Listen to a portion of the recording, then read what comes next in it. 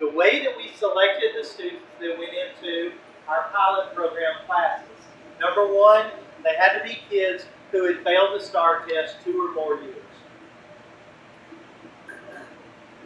The class then, and this is where we become intrusive in terms of the RTI structure. The reason I say it's intrusive is because I have taken away an elective class from their schedule so that I could fill it with the Ascend class. So they're going to see this class basically every day of the week.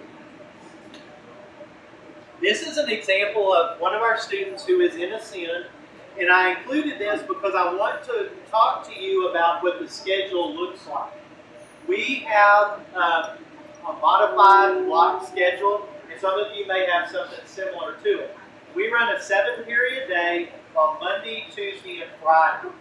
On Wednesday and Thursday, we run a block schedule. So because we run a block schedule, we can't see every class each of those days. So on Wednesday, we see periods 2, 4, and 6. And on Thursday, we see periods 1, 3, 5, and 7. The reason we see 2, 4, and 6 on Wednesday is because probably like many of you, we have PLC time built into our teachers' schedules. So our kids have late arrival on Wednesday mornings while teachers are in professional learning communities. So that is where the 2, 4, 6 works on Wednesday because it's a shorter instructional day. And then we add another class on Thursday, so we see 1, 3, 5, 7. Okay. This is what this student's schedule looks like. You can see that second period is assigned to RTI Math, which is Ascend Math. If you notice, down at the bottom of the schedule, you've also asked yourself the question by now, why is it that I see English, English, and then Math? Well, the answer to that is because one of the structures that we have in place is that 7th and 8th grade math teachers are partnered with an English teacher. Those partnerships include students that transition as a group. We take 3 class periods. So let's just take periods 1, 2, and 3. Periods 1, 2, and 3, the math teacher teaches all of first period and half of second period, while the English teacher is teaching all of first period and half of second period. In the middle of second period, they switch.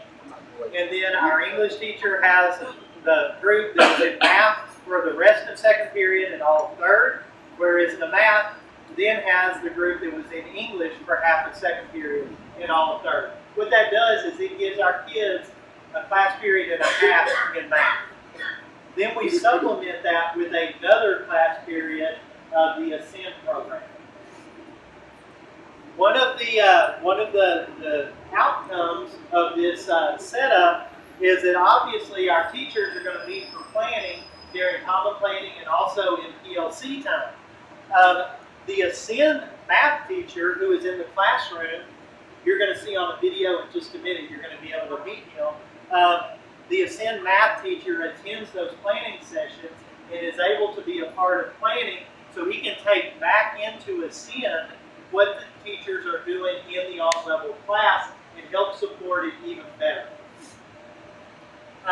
The major concepts, because we have that block schedule, the major concepts are able to be reinforced on block days. Because we have an extended amount of time in class on the block days, the students will work on Ascend Math, and then they will rotate and they will work in a small group of like 5 with our teacher. And he'll just do a small group interactive activity. Once they're done with maybe a 15 to 20 minute activity, then they rotate back and start working on Ascend again. So he's got 15 kids in each class. He can break the time down to where he can work with 5 kids in a small group and then rotate them back to Ascend and then bring a new group of 5 in and work with them in a small group. And he repeats that 3 times during the class period and is able to help reinforce what's taking place in the on-level math class. So it gives it a bit of a blended learning environment.